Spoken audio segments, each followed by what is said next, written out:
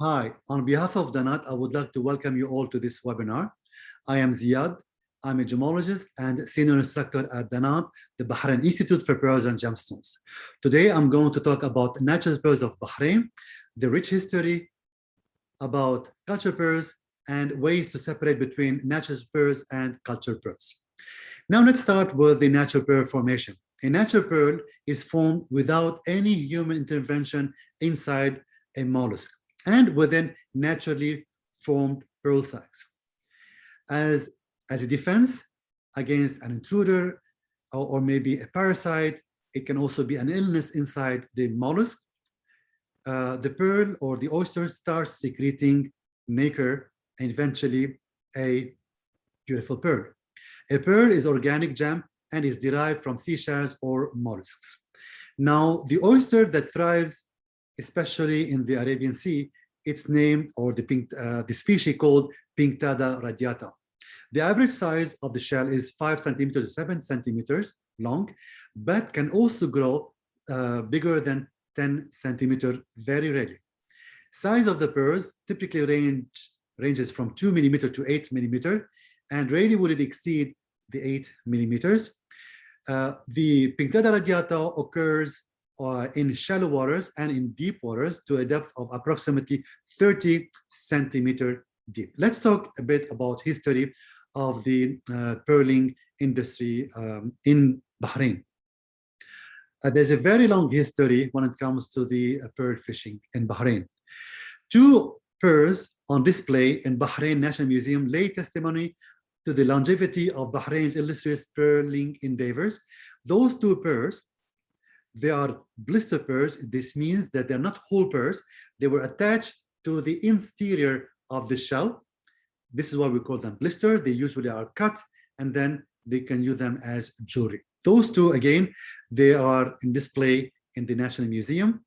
They were excavated in Sar, to the west of the capital, Manama, and they were dated to the early Dilmun period, 2000 before Common Era. So if you add another 2,000 years, so we're talking about 4,000 years of age.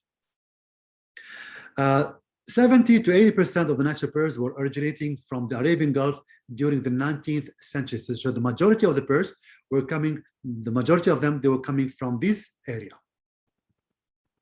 No wonder that because of that, entrepreneurs such as Jacques Cartier, the grandson of the founder of Maison Cartier, has come to Bahrain to have access to those beautiful natural pearls of Bahrain, and you could see him in a 1911 photographs mediating pearl merchants from Bahrain, prominent pearl merchants. Now, the 1850 to the 1930 was the peak of natural pearl fishing in the Arabian Gulf. Now, 4 major events affected the pearling industry in the Arabian Gulf. The first was the culture pearls coming from Japan. 2, the discovery of the oil in the 1930s. 3, it is the Great Depression of 1929 to 1932, and the World War II that started in 1939 and ended in 1945. All those 4 major events came together and has majorly affected the pearling industry, not only in Bahrain, but also in the Arabian Gulf. Now, the establishment of DANAT. Who are we at DANAT? Under the vision of His Royal Highness Prince Salman bin Hamad Al Khalifa and Prime Minister of Bahrain, he decided to take DANAT private. DANAT was the lab of DANAT was part of the Ministry of Industry and Commerce. But after that, it has become in 2017 as a private lab with education department, research lab, and also with the research and the lab that really has become really a very important lab, one of a kind probably in the world. Now, Bahrain is the only country that prohibits trading with culture pearls inside its territory. So in the 1930s, a public notice, and nowadays it has become a law, was set in place that prohibits anyone from selling, offering for sale, or possessing culture pearls for trading. Today, there is a law, and the law states up to 1 year imprisonment and a fine of up to $2,500 if someone is caught trading with culture pearls within the territory of Bahrain. This has led to a huge heritage. So natural pearls today, until today, they are integral to Bahrain's economy and culture. Today, what's left from as a heritage, it's the pearling trade that is today recognized as a UNESCO World Heritage. It was recognized as such in 2012. The Pearl Path, or the Pearling Trail, is a 3.5 kilometers pearl trail, in which there are restored buildings for pearl merchants and other museum. Very interesting. I encourage every one of you to go and have a visit, which is at the Muharraq city. The annual production of the natural pearls of Bahrain, it's about 7 kilograms. They all are fished from the Bahraini waters. And you need to open about 100 mollusks to have one pearl. Some traditional jewelry, for example, you could see some very tiny pearls. They almost look like diamonds, but those are not diamonds. They are tiny, tiny pearls. We call them seed pearls. They are adorning these beautiful traditional jewelry. And also, we see here a very interesting, one-of-a-kind necklace. It's called the Cascade of Dreams. It brings together about 1,970 natural pearls, weighing a total of 1,140.90 carats. This is one-of-a-kind natural pearls necklace. Now let's talk about culture pearls. One person changed the natural pearl industry. His name is Kokichi Mikimoto.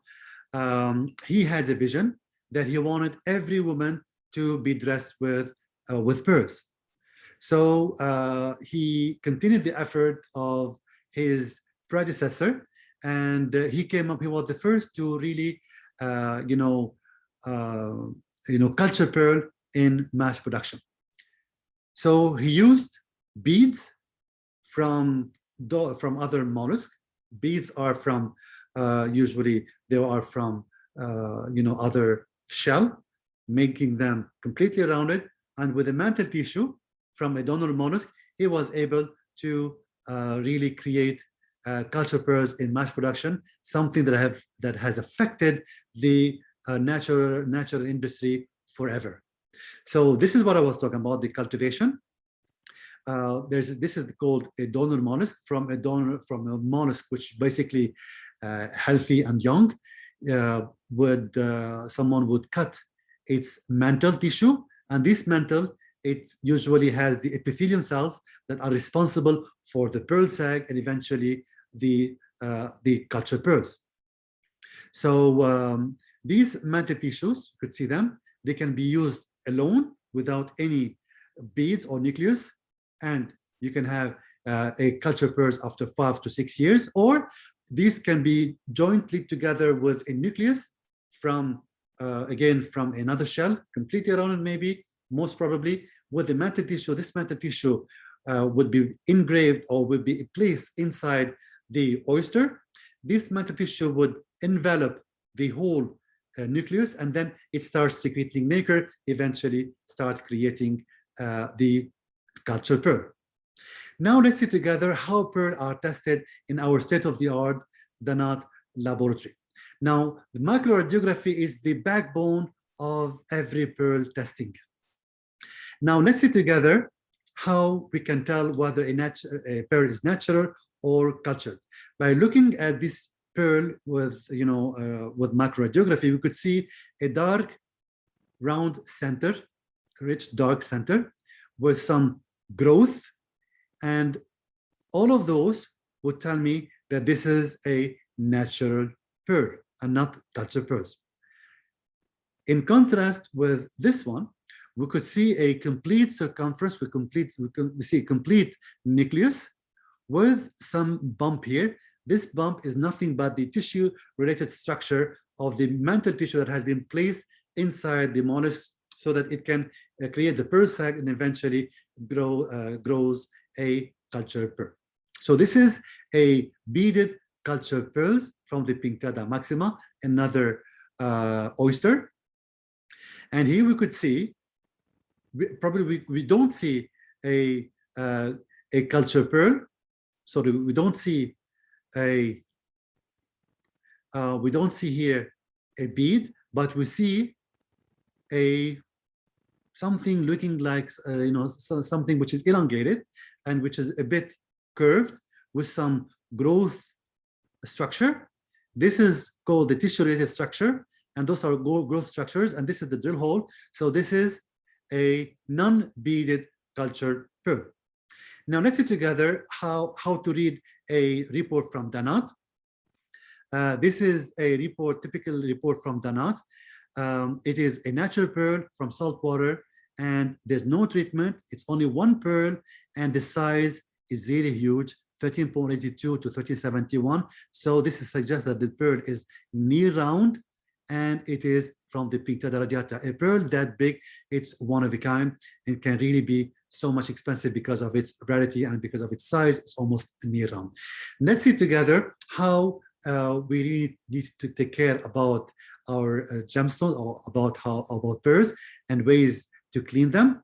Do never expose pearls to chemicals and acids such as perfumes, hairspray, detergent, and cosmetics to prevent any damage.